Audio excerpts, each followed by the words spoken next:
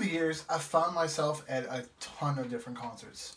If I'm going to be kind of the connoisseur of doing things with music, going to shows is kind of the best way to get experience. And I have experience. I've been to, I don't know, every Warped Tour since 2005. I've been to Journey was my first concert. Journey and Foreigner and REO Speedwagon, or was it Night Ranger? One of the two played. I've been to Rush, the band Rush, for probably about 4 times. I went to Van Halen twice. And today we're going to take a look at some of the concert tickets. A lot of people throw them away, and even now, more ticket holders and venues aren't even doing tickets.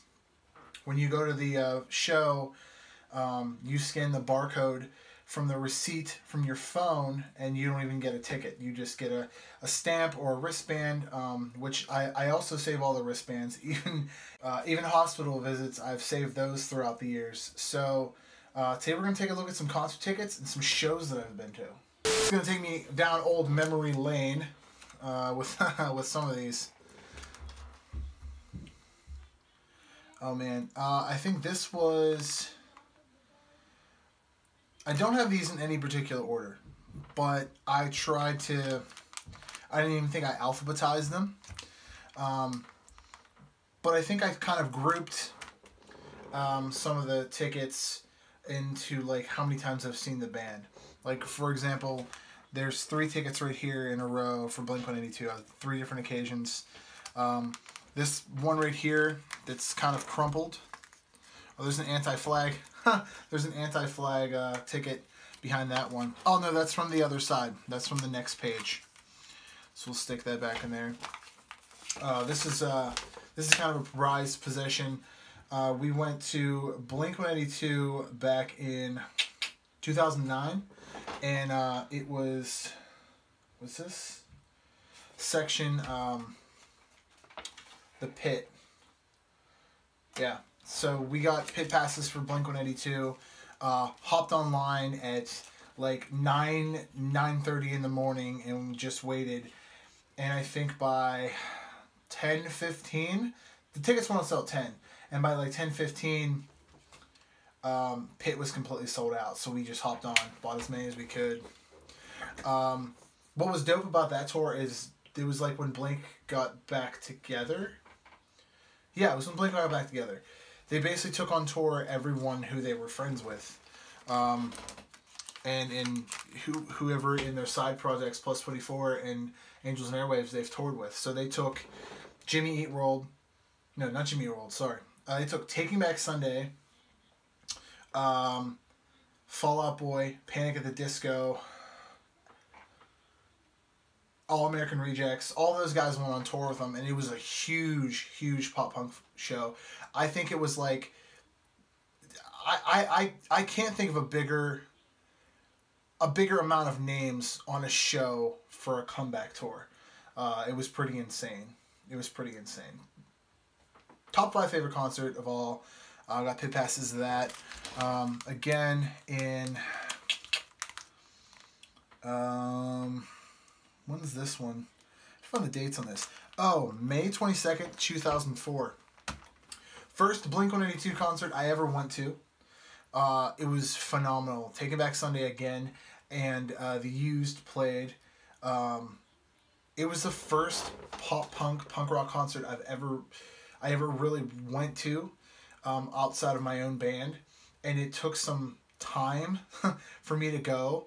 Like, I would come home from school every day and be like, Blink's coming. My mom and my dad didn't give a shit. My dad was a real classic rock head, so he didn't care about Stink 699, who he called them affectionately. And it took a whole lot of convincing. I actually wrote a letter to my mom, and it was the top 10 reasons why. Still doing top 10s, even back then. The 10 reasons why we need to go to Blink-182. And some of them were really valid points. Like, all my friends are going, so I need to go. They don't tour Pittsburgh often, which was also true. I looked, this is when the internet was first a thing, and I hopped on during study hall or something in school. and saw that like they would go to Philly and skip Pittsburgh. So a lot of that was true. A lot of it was true. My mom didn't know. I could have been like, well, the world's going to end tomorrow if I don't go to the show, which it really felt like, which was awesome of her. My mom ended up taking us to a lot of concerts. Our deal was for shows that I had to, one of us, it was always me though, because my other brothers weren't doing that. They didn't give a shit.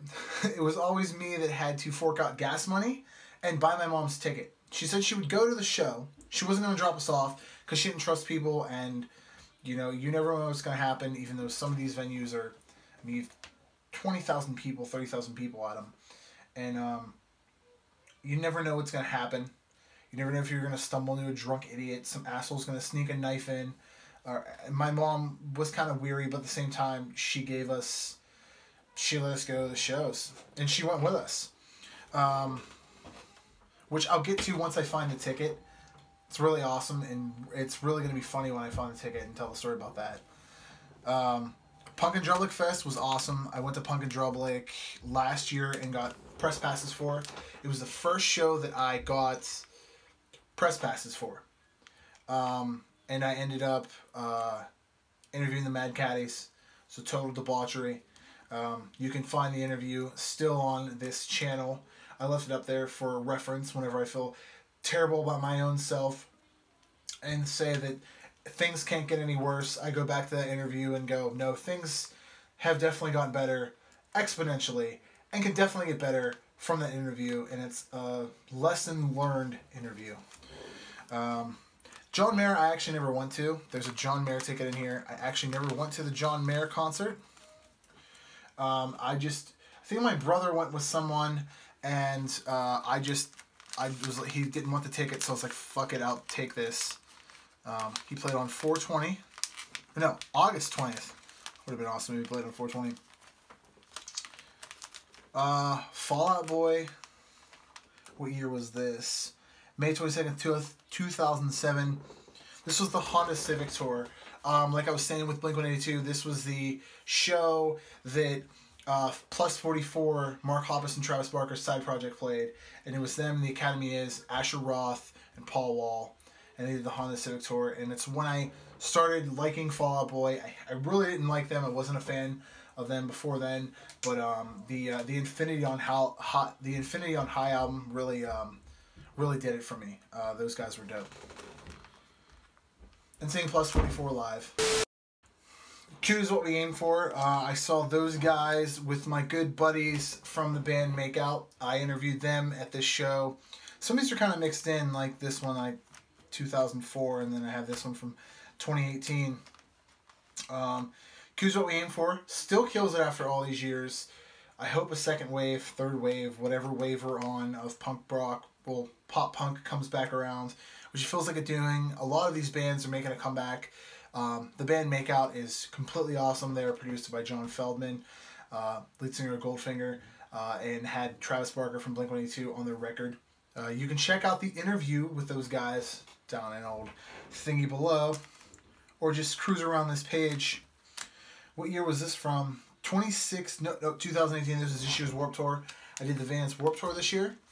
Press passes again for that. It was a surreal experience.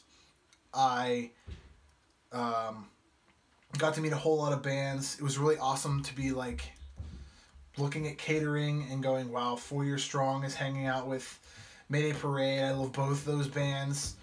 Or like I got to see new up and comers that are doing the Warped Tour, like Knuckle Puck and Makeout. Makeout played again. I interviewed those guys. A phenomenal singer called Tatiana De Maria. I got to interview Real Big Fish, which is the Real Big Fish. I mean, come on. Unearth. I got to hang out with those guys. So it was an awesome day. That Warped Tour, top 5. Top 5 Warped Tours, not top 5 concerts, but top 5 Warped Tours. I would definitely say, yeah, top 5 concert. Top 5 concert all the time, because it's a memorable experience. And the staff, Kevin Lyman, everybody was totally awesome to talk to, hang out with. This is a concert, the 4 Chord Music Festival is a concert that my buddy Rishi puts on every single year. Rishi is the lead singer and guitarist from the band Eternal Boy, formerly known as the Space Pimps. And he puts on a show every single year with pop punk and pop punk bands. Pop punk and punk rock bands. Yeah, he puts on a show every year with pop punk and punk rock bands. He's had everybody from Yellow Card, The Starting Line, Less Than Jake, Anti-Flag, Patent Pending come out every year from New York and play. It's a totally awesome vibe. It feels like you're meeting your relatives for Thanksgiving or something. It's a fun experience rather than meeting your relatives. Well, we're like 10 minutes in and I'm only on page that. I'm going to have to cut this in a couple different segments. I saw Rancid at Club Zoo in Pittsburgh back in the day when it was called Club Zoo. Now it's called the Xanga. I think that's how you say it, Xanga. This was in 2006. Me and my buddy Steve Dixon, Steve Ventura went and saw Rancid. And it was the first time I seen them, and it was like seeing gods on stage. They were so fucking good and so tight. They're Rancid. I mean, come on. I grew up listening to classic rock, and Rancid and Op Ivy got me into. I mean, they kicked the fucking door down for me. My buddy Andy Gregg gave me Op Ivy's album on CD, back in the day, and I've never turned around. Like it's full force. So the Casualties more than one time. They might have been a supporting band, but this is the first time they were on a headlining show that I saw at the Rex Theater in Pittsburgh. A lot of these shows are Pittsburgh shows. Saw those guys. They fucking kill it. They're so I don't know. They're so heavy, and they're with the crowd. They jump. You can jump on stage and sing a whole song with them, and they're fine with it. Security doesn't give a fuck. My friend jumped off the fucking stage and no one caught him. It was a total awesome experience. This is the Anti-Flag ticket from before. I've seen Anti-Flag a number of times. At this particular show, I got them to sign the Terror Threat or the Terror State album. I got it on vinyl, and they passed it around and signed it for me. It was awesome. I took my brother this for his birthday. It was May 9th in May 4th, 2009. And we went and caught Dance Gavin Dance and Skylar Drive. I miss the Skylar Drive so much. They're so fucking tight. They're one of those new bands. They're kind of like Pierce the Veil, Sleeping with Sirens, kind of that kind of sound. And then they just disbanded. It's a real bummer. Those guys were fucking tight. This thing is shredded. This is the Ozzfest ticket I was telling you about. Ozzfest from 2006. My mom took us to Ozzfest that year. And what ended up happening was we all went in and we just kind of split. Luckily, I had a cell phone. I didn't have a cell phone until I turned around 18, 19, but I think I just got a track phone or something. And my mom had called me and said, "Where the hell are you guys? I'm by the stage." And they had a section barricaded off, and they gave you wristbands. The first 5,000 people can get in this area. They walked in, I was like, "Guys, let's get a fucking wristband, come on, gotta get in here." And they were all worried. They're like, "Oh no, it's too heavy, we can't go through this area, we're gonna get fucking stomped on." Because between the Buried Me and Black Label Society, pretty heavy bands, they were playing that stage. And it was the day that Ozzy was playing the second stage. Ozzy played for the 2006 Ozzfest. He played side stage for a couple of shows. But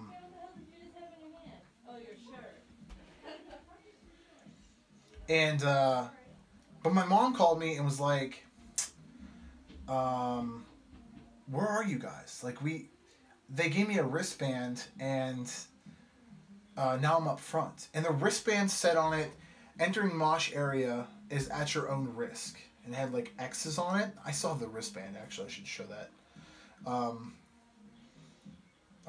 the wristband said, entering mosh area is at your own risk.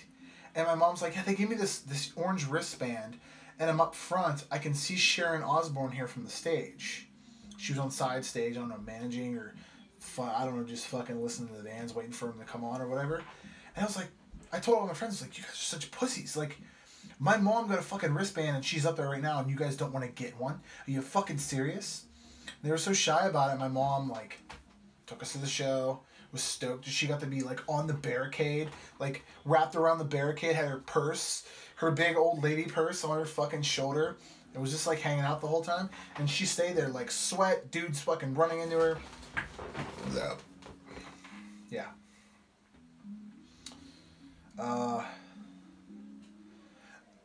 But that was the last Ozzfest that I went to, and I think the last one that they had, other than the Free Fest they had, which, if you went to Free Fest, you knew exactly. It was a free Ozzfest show. Let that sink in. I'm just glad it's back in San Bernardino and they do it once a year with Slipknot. You know. Let's see. Moving on. We have Saosin, and I got Cove, who was the lead singer from Saosin at the time, to sign this. And my brother went with me, and he got his iPod signed. He later gave me his iPod, and then it was stolen out of my car when I was over at Shelly's house, the lady's house. And it was one of like 3 or 4 people. It was either her brother who didn't like me, their neighbor who was a crackhead, the guy across the road who was a total like, we need to get them people out of this country. He was one of those guys, but he also I think did meth. Top-notch neighborhood, and that was. It was one of them, or their one of their insignificant others, their girlfriends, used to come all over all the time. Be like, any of you guys smoke? Like, no, we're like 15, 16, get the fuck out of here. But it was one of them, yeah. You guys got milk? Go to the store. I don't have any money. Moving on. I went to Underoath and Thursday.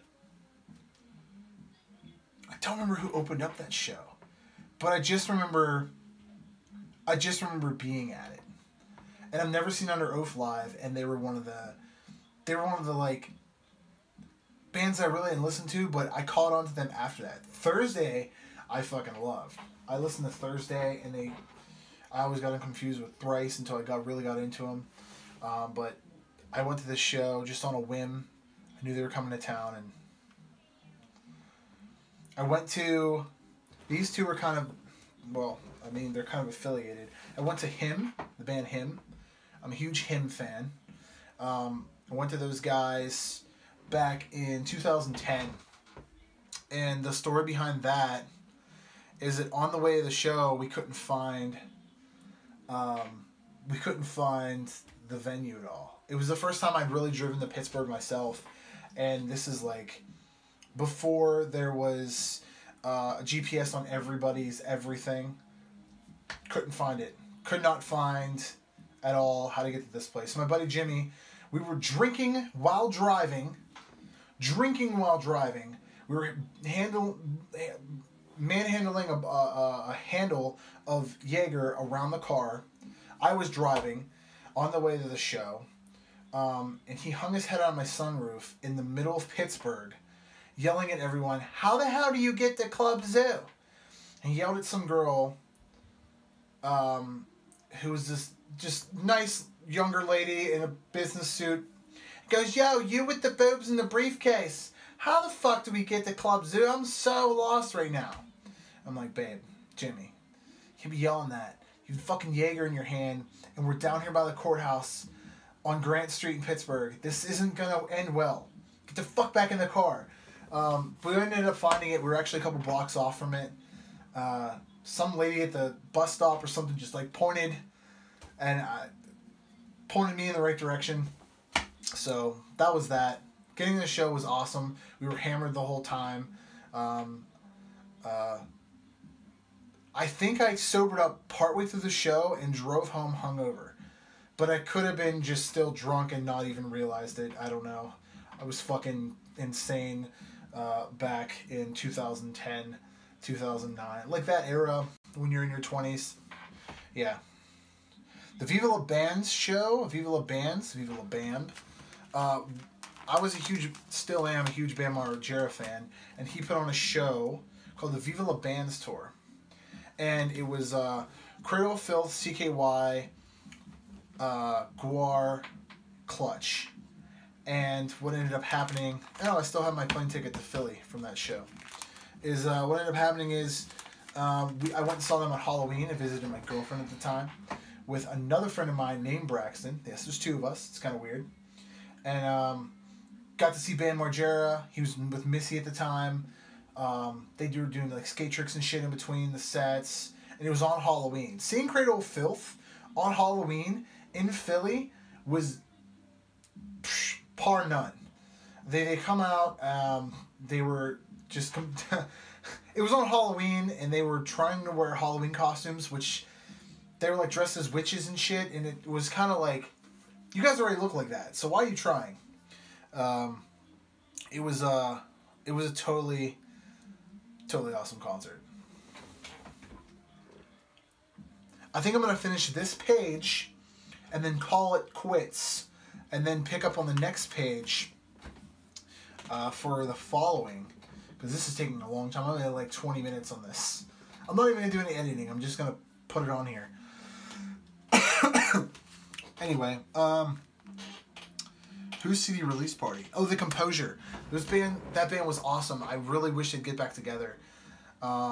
It's Paul from the band Punchline and Seth Milley. They had a band called The Composure, and they were fucking tight. Corey Muro from Punchline.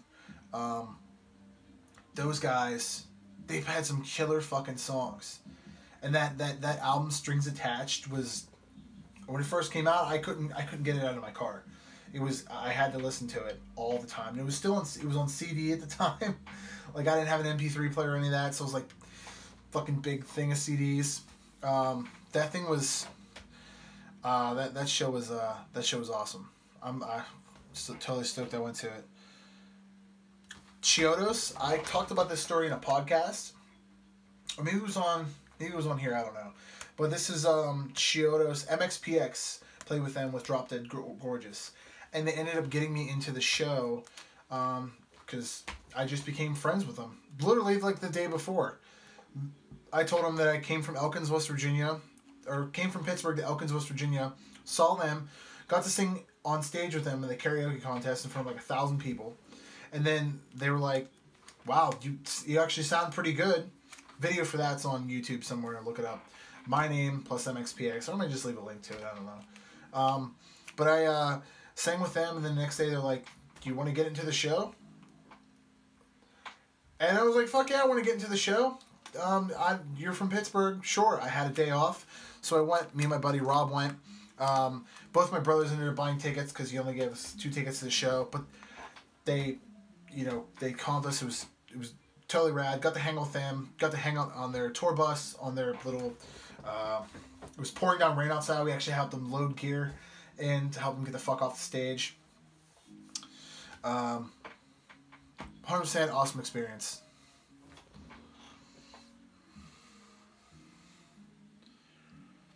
This is the Composure again, which was an after show at Club Cafe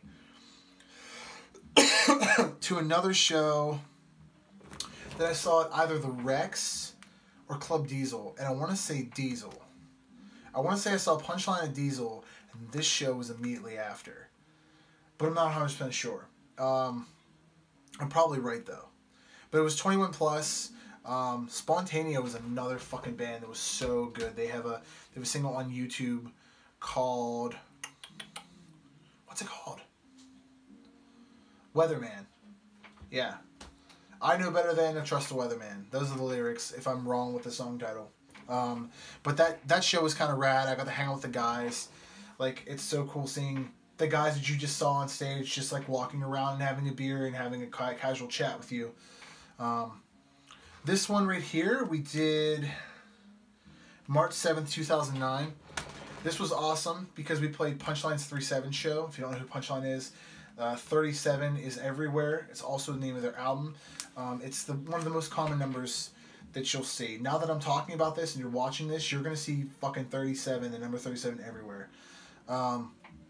But my band actually ended up playing with these guys. It was insane. Professional, like, on stage. Just like my first professional experience being on stage at a big show. Barely Blind came up from Texas and played the show with them. Who Barely Blind, man, so many bands I wish would just like stop breaking up, get back together, stay together, get your shit together. No, but they're an awesome band now called Groves. It's basically the same members, they just switched their name. But their songs were so fucking good then. This was such a memorable night. Playing with Punchline. Here's another. They did a benefit show for Eric McCullough at the Bell Vernon High School where Punchline grew up, and they had a bunch of bands that like were in the area or were coming up. The Victory Years, another one that played, and they did this benefit for this kid, and it was awesome. I mean, I didn't know too much about it. I just knew that I went to the show because I was a big fan of Punchline. Went to the Trans-Siberian Orchestra with my buddy Rob, his mom, and my brother in 2004. Trans-Siberian Orchestra, if you've never heard of them or you don't know of them, get on that shit. It's basically an orchestra with fucking a rhythm section. The rhythm section is a rock band. So you have this orchestra that's playing these like uplifting Christmas songs, and then you have just heavy distorted guitar and a fucking drum set and dude on bass, and then they got like these people that come in and sing, and there's snow and lightning and shit. Go. If you get the chance, go. At the time, it's kind of crazy to look at the ticket price. It was like $40 or $50. $42.50 was the price of this, and now going to the show's like $75. We got pretty good seats. The Tampa Bay Devil Rays versus the Toronto Blue Jays. It was a $9 group ticket. We had a day off in Toronto. Went to Canada. We had a day off, and we decided, fuck it, let's catch a baseball game. So the band went and saw a baseball game. It was kind of boring. I'm not really into baseball, but what are you gonna do? It was a democratic decision. I didn't have much of a say. On that same trip in Canada, we ended up seeing the Blue Man Group. If you don't know who the Blue Man Group is, look them up and go see their show anytime they're around you. I think they're still on Broadway, but their shit is amazing. They build their own instruments out of fucking PVC pipe and shrapnel, and they tune them according. And they play these like insane mallet parts on PVC pipe. It's incredible. And they have a band that's backing them everybody's fucking painted blue. Totally awesome experience.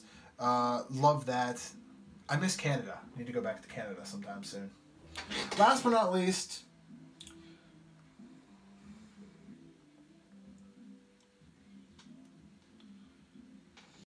was the Fallen Not Forgotten show. Was at Station Square in Pittsburgh. It was for the police officers who were who tragically died, and they did a benefit show for them 2-3 years in a row. It was, I mean, it's awesome to see a bunch of different musicians, acts, artists get together for a fucking sick cause, and it was really cool bands. I think this one, Punchline played, Gene the Werewolf played.